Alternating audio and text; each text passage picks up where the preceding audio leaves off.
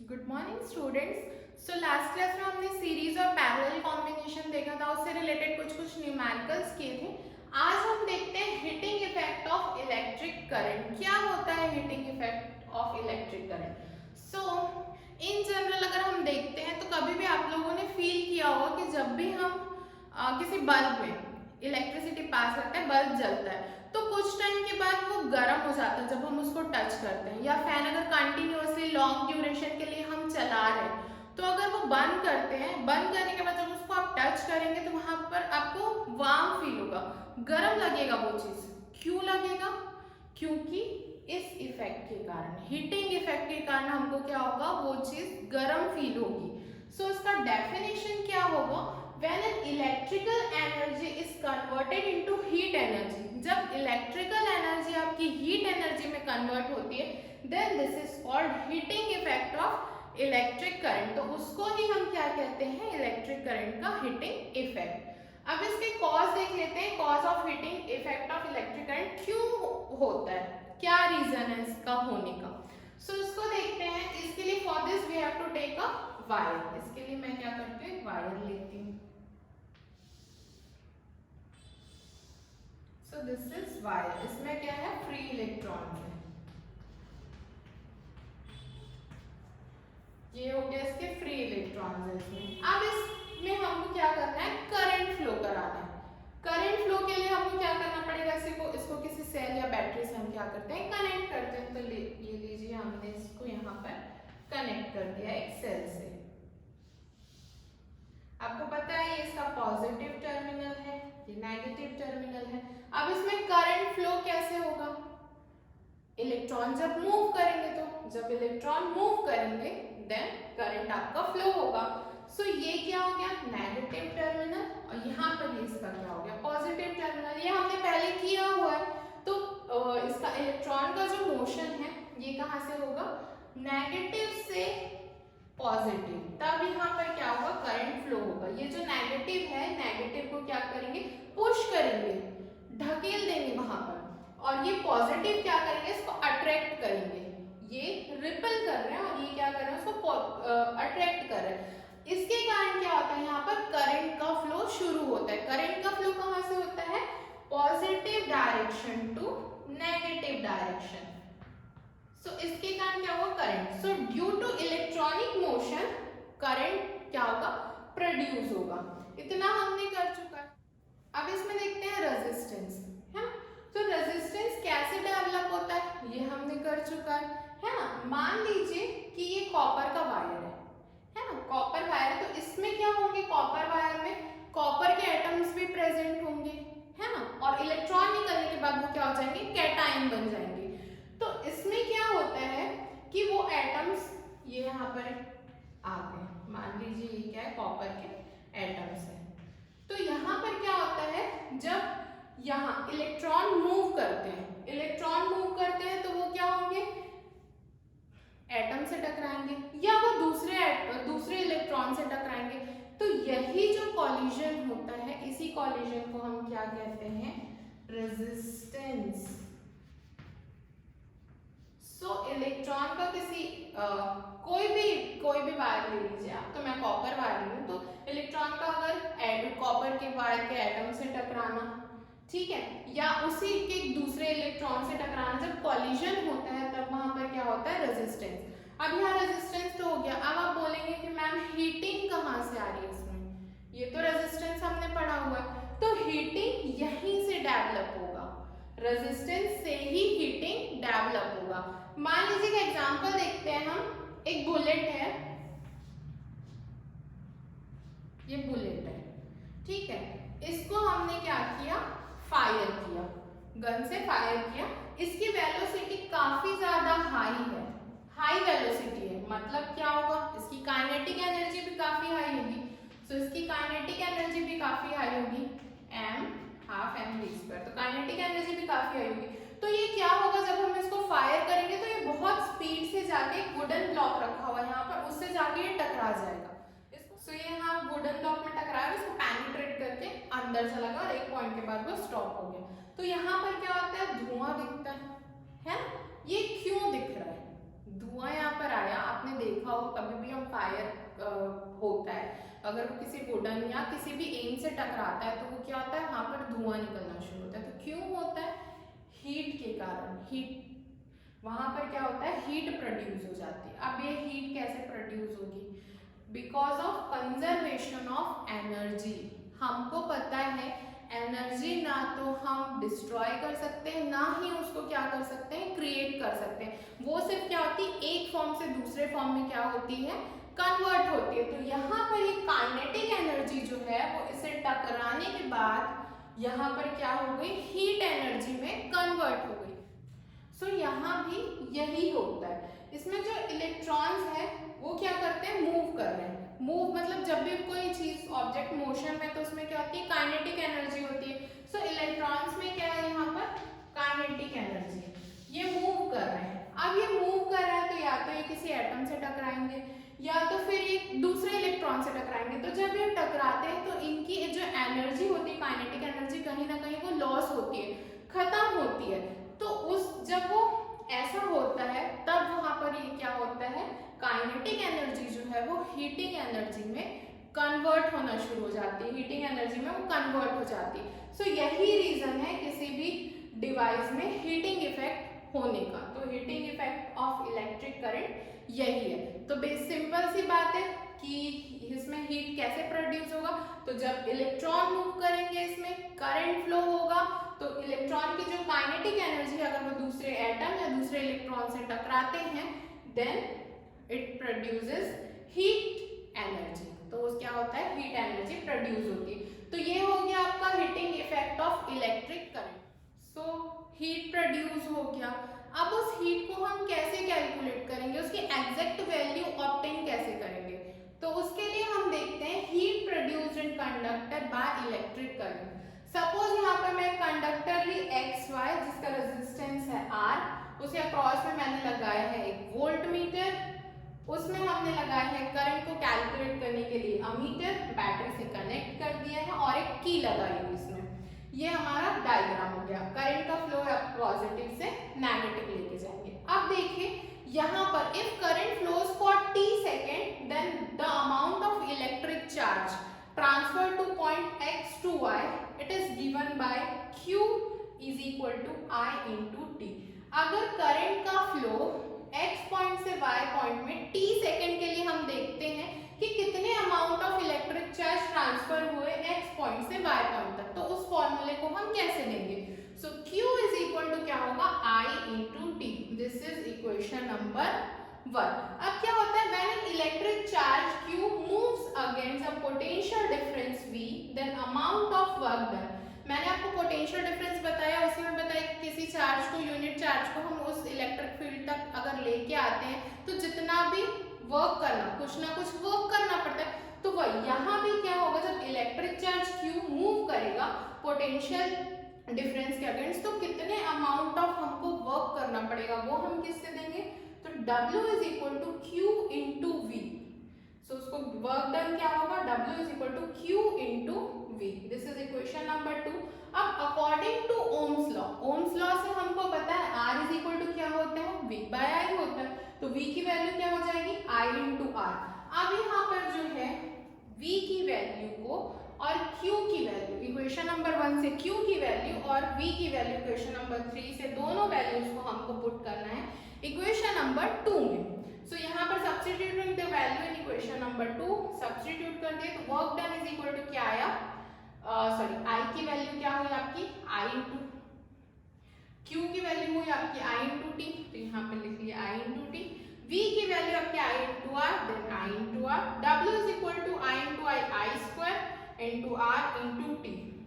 Work done ये निकल गया, तो अमाउंट ऑफ हीट प्रोड्यूस क्या होगा, हीट एनर्जी क्या होगी, W is equal to H, work done energy equal, so H is equal to ये क्या हो जाएगा I square into R into T।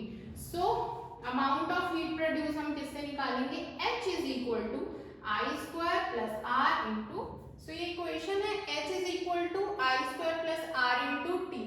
This equation is known as Joule's law of heating. इस equation को हम क्या कहते हैं, जूल्स लॉ ऑफ हीटिंग। क्यों कहते हैं, क्योंकि Joule was the first scientist. Joule क्या थे, ऐसे रेजिस्टर में heating effect of electric current को स्टडी किया था, इसलिए this is known as Joule's law of heating. अब उन्होंने कुछ कुछ स्टेटमेंट दिया था, देखते हैं वो क्या है। Then it is directly proportional to, उन्होंने बताया कि ये जो है हीट जो है वो डायरेक्टली प्रोपोर्शनल होता है square of current, square of current के, सेकंड रेजिस्टेंस के, और थर्ड है टाइम। तीनों के वो क्या होता है, डायरेक्टली प्रोपोर्शनल होता है। इसका मतलब क्या होगा, स्क्वायर ऑफ करंट के अगर डायरेक्टली प्रोपोर्शनल है तो मान लीजिए अगर किसी रेजिस्टर में, किसी कंडक्टर में, किसी वायर में, उसमें क्या होता है, अगर डबल करंट फ्लो हो रहा है, करंट क्या हो रहा है, डबल फ्लो हो रहा है, तो जो हीट प्रोड्यूस होगा वो 4 टाइम्स ज्यादा होगा, मतलब 4 टाइम्स ज्यादा हीट प्रोड्यूस होगा अगर डबल है तो। अगर हाफ है तो कितना हीट जनरेट होगा उसमें, 1/4 टाइम हीट जनरेट होगा अगर वो हाफ है तो, क्योंकि यहाँ पर स्क्वायर है तो इसको समझ लीजिए क्या क्या होता है। सो यहाँ पर वही है कि अगर डबल करंट है तो हीट 4 टाइम्स ज्यादा होगा, 4 टाइम्स प्रोड्यूस होगा, और अगर हाफ है तो 1/4 टाइम्स हीट जनरेट होगा।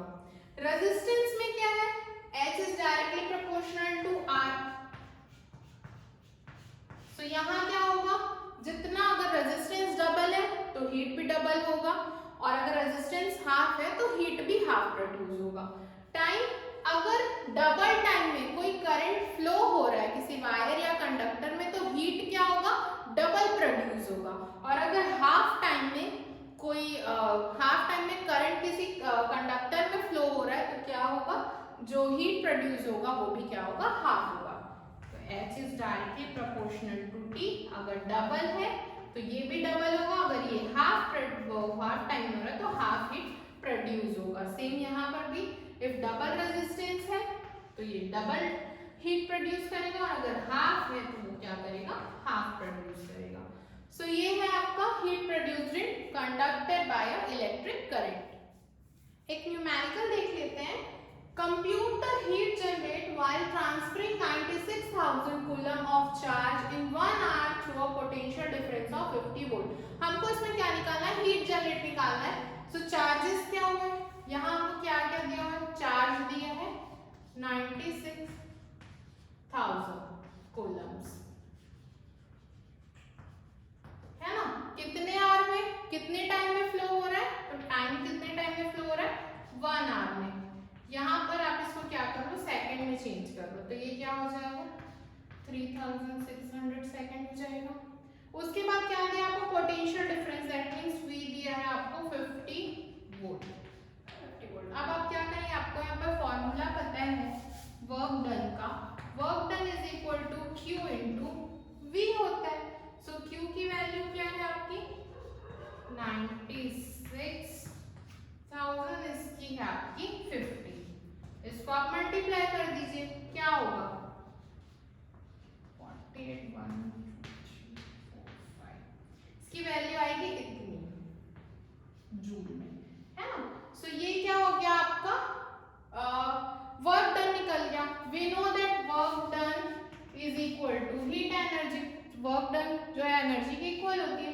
सो W, तो इसकी भी वैल्यू क्या होगी 48 joule. So this is your answer, तो ये हो गया आपका आंसर। तो हीट कितना जनरेट होगा, इसमें इतना अमाउंट ऑफ हीट जनरेट होगा। नेक्स्ट देखते हैं हम इलेक्ट्रिक पावर। क्या होता है electric power, so electric power can be defined as a rate of doing electric work, मतलब हम पर्टिकुलर उस टाइम पे कितना इलेक्ट्रिक वर्क कर रहे हैं वो हमारा क्या बताता है, पावर बताता है। या आप ऐसा भी कह सकते हैं it is a ratio of electric work done and time taken. अब देखिए P इज इक्वल टू क्या हो गया, electric work done by time taken. So P is equal to E, electric work done को हम कैपिटल E से denote कर रहे हैं, टाइम टेकन को हम कैपिटल T से डिनोट करें। So we know that E is equal to V into I into T। अब आपको पता है W इज इक्वल टू क्या होता है, Q इंटू V। यहाँ यही है E W वर्क एनर्जी थे, तो यहाँ पर क्या जाएगा, E इज इक्वल टू भी आपका क्या हो जाएगा Q बाय V हो गया, है ना। अब यहाँ पर Q आपको पता है I इंटू T होता है, और V को आप एज इट इज रहने दीजिए यहाँ पर। सो ये E की क्या आ गई आपकी आई की V. So is equal to V into I into T. इस वैल्यू को यहाँ सब्सटीट्यूट कर दो और टी की वैल्यू टी लिख दो। सो टी से टी यहाँ पर क्या हो गया, कैंसिल हो गया। तो पावर इज इक्वल टू क्या आता है, V into I, that means potential difference into current. So ये होता है आपका पावर। अब इलेक्ट्रिक पावर की यूनिट क्या होती है, सो यहाँ पर देख लीजिए, वो पोटेंशियल डिफरेंस की 1 वोल्ट, इसकी हो गई एम्पियर, तो इसकी क्या हो गई 1 वोल्ट एम्पियर। सो ऐसा unit of power is 1 volt ampere, या इसको हम कहते हैं वाट, 1 वॉट। तो ए इसको हम कैपिटल W से भी डिनोट करते हैं। सो इलेक्ट्रिक पावर की यूनिट होती है 1 वॉट। सो ये हो गया आपका electric power. The biggest unit of electric power are kilowatt. जो इलेक्ट्रिक पावर की सबसे बड़ी यूनिट होती है वो क्या क्या होती है, kilowatt, megawatt and gigawatt. So 1 kilowatt is equal to 100 watt, या आप इसको कह सकते हैं 10 to the power 3 watt. 1 megawatt is equal to 10 raised to the power 6 and 1 gigawatt is equal to 10 raised to the power 9. So other relations देखते हैं electric power का in terms of I and R. I and R के term पे क्या होगा, so we know that V is equal to I into R होता है. This is equation number 1. हमने अभी पावर का निकाला, इलेक्ट्रिक पावर क्या होता है, P is equal to V into I. अब यहाँ पर क्या करेंगे, जो V की वैल्यू ये कहाँ से आई आपकी, ओम्स लॉ से आई है ना। सो V की वैल्यू को हम इस पावर इक्वेशन में रखते हैं। सो क्या आता है, P is equal to V की वैल्यू I into R। सो ये क्या होगा, I into R, I पहले से, P is equal to I square into R। ये हो गया पावर का एक और फॉर्मूला। सेकेंड हम देखते हैं in terms of V and R। ये किसके टर्म में था, I and R के। अब हम इसको देखते हैं V और R के टर्म पे। तो हमको पता है I is equal to क्या होता है, V by R। ये भी हमको किससे पता है, ओम्स लॉ से पता है। एंड तो क्या करेंगे हम, जो I की वैल्यू है उसको हम इस इक्वेशन नंबर 2 में सब्स्टिट्यूट कर दें। तो P is equal to V तो है, I की वैल्यू आपकी V by R, तो P की वैल्यू क्या हो गई, V square by R। तो ये आपका हो गया थर्ड फॉर्मूला। तो कौन सा फॉर्मूला है पावर का, एक तो ये हो गया, दूसरा I और R के टर्म में ये हो गया, और थर्ड आपका V और R के टर्म में ये हो गया।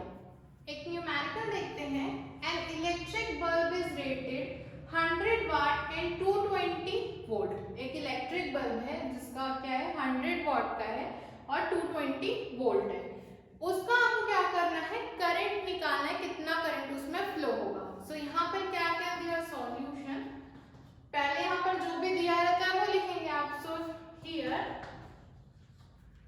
P की वैल्यू पावर कितना दिया हुआ है 100 वाट का, उसका पोटेंशियल डिफरेंस V कितना दिया है 220, निकालना है हमको I। We know that P is equal to क्या होता है, V into I होता है। So I is equal to क्या होगा, P by V। तो ये क्या हो गया आपका 100 और ये आपका हो गया 220, 0 से 0 कैंसिल। इसको आप कैलकुलेट करोगे तो अप्रॉक्स में क्या आता है 0.45 का एम्पियर का करंट फ्लो होगा। सो करंट की वैल्यू क्या होगी 0.45 एम्पियर। अप्रॉक्स में आप कैलकुलेट कर लीजिएगा। एक और क्वेश्चन देखते हैं हम इससे related. An electric heater of power, एक इलेक्ट्रिक हीटर है जिसकी पावर क्या है 1000 वॉट और उसकी रेजिस्टेंस क्या है, उसमें रेजिस्टेंस 10 ओम है। तो इसमें भी आपको क्या निकालना है, करंट। तो हमने फॉर्मूला देखा है 3, पहले तो आप लिख लीजिए यहाँ पर कौन कौन से टर्म दिए। हियर पावर आपका दिया है 1000 और आपको R की वैल्यू दी हुई है 10। आपको निकालना है इसमें I। आपके पास एक और फॉर्मूला था जो मैंने बताया था I और R के टर्म में क्या होता है, P is equal to I square R। ये आपको फॉर्मूला सारे लर्न होना चाहिए ना, तभी न्यूमेरिकल बनेगा। सो I की वैल्यू क्या करनी है, आपको कैलकुलेट करनी है ना। तो ये क्या हो जाएगा P by R। सो